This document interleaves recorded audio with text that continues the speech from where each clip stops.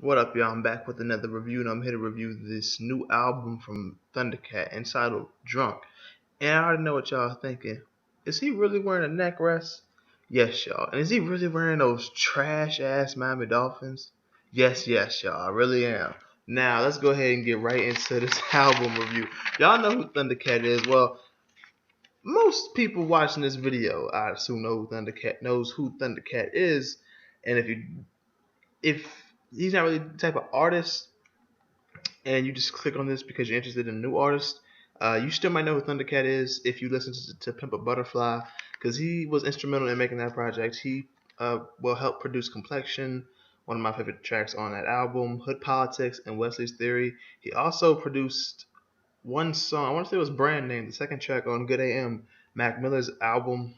Well, second album, well, his album before the last one, back in 2015. He also helped produce, well, he was instrumental in The Epic from Kamasi Washington, jazz album 2015, and Untitled Unmastered. So he has a good production, he has a good feature as far as his production.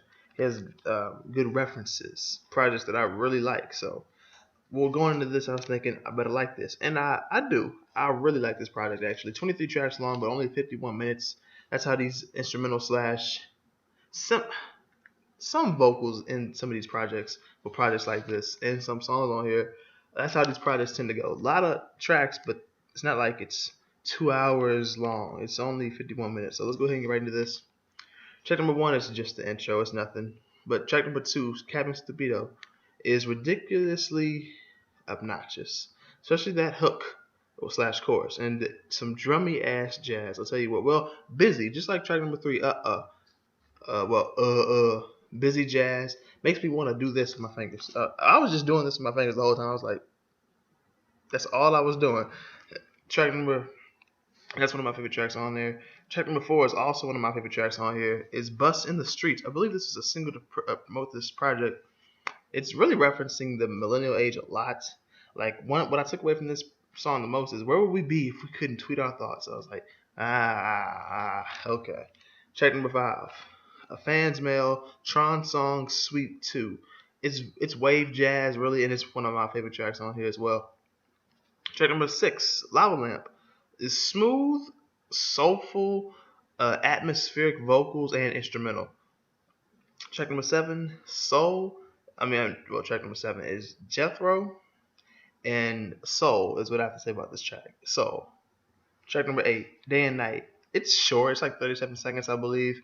It was 37 seconds, and it has a real 70s vibe to this, like a lot of this project does. But still, this one in particular. Track number nine, one of my favorite tracks on here as well. Show You the Way, featuring Michael McDonald and Kenny Loggins. Just talking about let me show you the way to peace and love. Pretty much that's the theme of this song, and I love this track. Like I said, one of my favorite tracks on here. Track number 10, Walk On By, featuring Kendrick Lamar. A hood story from K Dot here, and he also spoke on going from trapping to rapping. It's like this good. I mean, Kendrick always goes when he tells a story. He always is very detailed, but this reminded me of some Good Kid, Mad City shit. Even though I prefer to be a Butterfly, but as far as stories go, I'd go with Good Kid, Mad City. It's funny like that. I go with Good Kid, Mad City because of the stories, kind of like I do Outkast's second album, Eight Aliens. Third album, Aquemini, I go for that musically, and that's how I go for Kendrick Lamar's third album, To Pimp a Butterfly. So To Pimp a Butterfly is like Kendrick's Aquemini, and Good Kid, Mad City is like his Eight Aliens. But I just I just totally disrespected Thundercat talking about Kendrick right there, not him. Check number 11, Black Cat. If you ask me, it's just another piece of the puzzle. Nothing really stuck out about this track. I like it though. Track number 12, Tokyo. Um, it's not one of my favorite tracks on here. I really like it, but it's not one of my favorite tracks on here, even though I have a question mark on it. Just a lot of well-known Japanese culture references, Dragon Ball Z mainly. Track number 13, Jamil's Space Ride. It's spacey, of course, and very happy. It was very spacey at the beginning. Then the vocals came in, and it kind of mellowed down with the space vibe. Track number 14, Friend Zone. This is just a total rejection of the friend zone. I mean, a total rejection. He's like, I'd rather just be drunk. I'd rather just be by myself. I'd rather be playing my. I'd rather be watching and playing Naruto. I was just like, he's really not trying to get in the friend zone. Track number 15, Them Changes. This, along with track number 16, Where I'm Going, probably my least favorite tracks on here. There's nothing really stuck out about these. Nothing memorable. Track number 17, Drink That, featuring Wiz Khalifa. What can I say? Wiz is rapping about what Wiz raps about. How people hate on his crew swag. He's speaking on chill, or just being very chill and smoking a lot of weed. So it's just Wiz. You take it how you get it with Wiz. Track number 18, Inferno. A little long just for the album. It's not a long track necessarily. It's only 4 minutes and 3 seconds. But for this album, it's very long because most of these tracks are anywhere from 40 seconds to like a little over 2 minutes. So this was a longer track for the album. Track number 19, I Am Crazy. It just feels like an interlude if you ask me. Track number 20, 3 a.m. Just like 15 and 16, I was like, damn. Not really much to say. And track number 21, Drunk, is just talking about being so drunk where you're numb to pain. Track number 22, The Turn Down, featuring, wait a minute. Is this the one that was featuring? Shit. Well, this track is, I want to say it was featuring Pharrell. I did not write that down. One of these tracks was featuring Pharrell, though. I want to say this was it. Hold on. I'll get it for you right quick. But, yes, The Turn Down, featuring Pharrell. This part of the album, or this track, is very essential to the vibe of the second half of the album. Because the first half felt like really upbeat. Oh, we're having fun. We're partying. We're just loving life. The second half kind of felt like, oh, we're starting to mellow down. We're starting to turn down. So to have this, it's like it really fits the theme of the second half of the album. And track number 23, DUI, it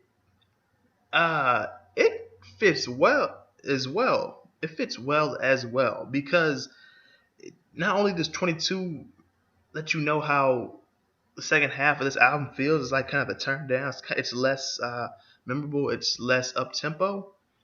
This last track, DUI, kind of. It's funny if it's a concept like that. Like you got DUI, and right before that you were starting to mellow down anyway, but you still got caught. You still got the DUI shit. So it's like, is that last track to say this is the end of the album? It's all over now.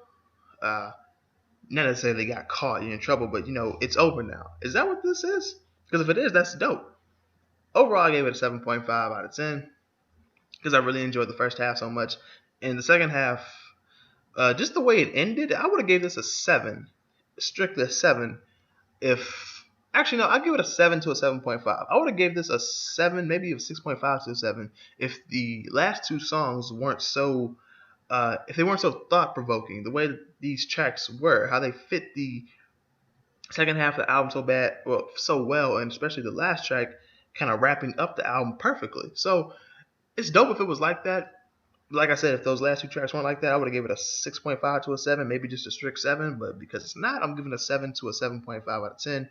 If you've heard this project, let me know what you think about it in the comment section below and what you think about my review on it. Also, be sure to hit the like button if you like the review. Share the review. Subscribe if you're new. Get me on Twitter, Facebook, AudioMac, SoundCloud, Instagram, and hit up my email for business. And what I mean by hit up my email for business is if you need your music chopped and screwed, reviewed, if you need beats made, or you want to be featured on one of my upcoming DJ mixtapes, the email is dynamicjeb@gmail.com.